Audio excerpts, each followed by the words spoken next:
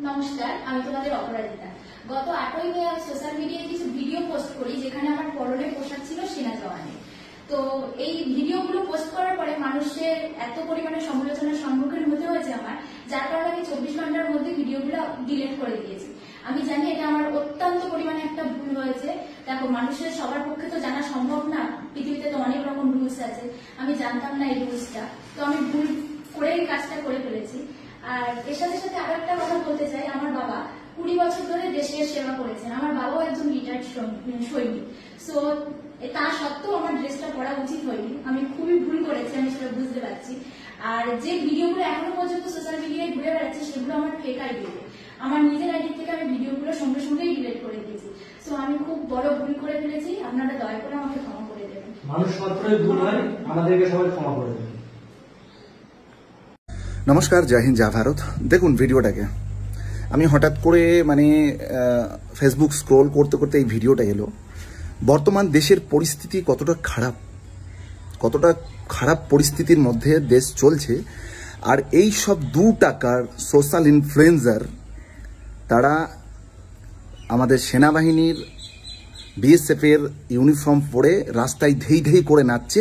এটা হচ্ছে অপমান, একটা ফোর্সের একটা অপমান করা হচ্ছে। এই ইউনিফর্মটার যোগ্যতা ওনার পরার অধিকার আছে কিনা, ওনার যোগ্যতা আছে কিনা এটা আপনারা জিজ্ঞাসা করবেন। এই মেয়েটি কোথায় বাড়ি, কে আমি চিনি না এনাকে, নামটা দেখলাম কি অপরাজিতার কি দুনিয়া নাকি।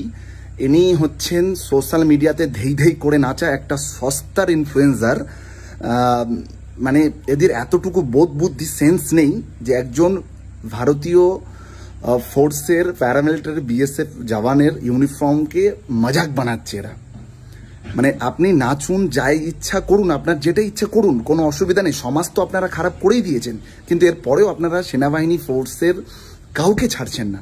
মানে এনাকে যে ইউনিফর্মটা দিয়েছে আর এই যে ইউনিফর্মটা নাচ করেছে, এর জন্য আমি প্রশাসনের কাছে একটা কথাই বলতে চাই, এনাকে আইনের আওতায় নিয়ে আসা হোক।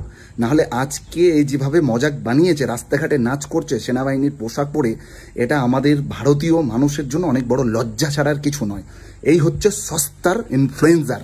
2 লাইক ভিউজের জন্য এরা সমস্ত কিছু করতে রাজি আছে। নাচছেন, নাচুন। একটা ইউনিফর্ম পরতে কত কষ্ট হয় জানেন? ঘর বাড়ি পরিবার সমস্ত কিছু ছেড়ে আজকে বর্ডারে পড়ে আছে, দিনরাত এদিক থেকে গুলি ওদিক থেকে গুলি। দেশের এই যে অবস্থার মধ্যে আপনাদের লজ্জা করা উচিত যে একটা ফোর্সের বিএসএফ জওয়ানের এই ইউনিফর্মটার তাকে কলঙ্ক করার কোনো আপনাদের অধিকার নেই। আর যারা এইভাবে করছেন তাদেরকে আমি বারবার করে বলবো, শুধরে যান। আর আমি প্রশাসনের দৃষ্টি আকর্ষণ করছি, এনাকে আইনের আওতায় নিয়ে আসা হোক এবং এনাকে কড়া শাসনের কড়া ব্যবস্থা নেওয়া হোক এনার উপরে। এই ধরনের দেশে এখন এই একটা পরিস্থিতি, লজ্জা করা উচিত আমাদের বউ মেয়েদের, যারা সকাল সন্ধ্যায় হ্যালো গাইস, হাই গাইস ছাড়া আর কিচ্ছু জানে না, আর শুধুমাত্র ধেই ধেই করে নাচ, আর সারাদিন পুরো 24 ঘন্টা লাইভ। যা ইচ্ছা করুন, আপনাদের এতটুকু।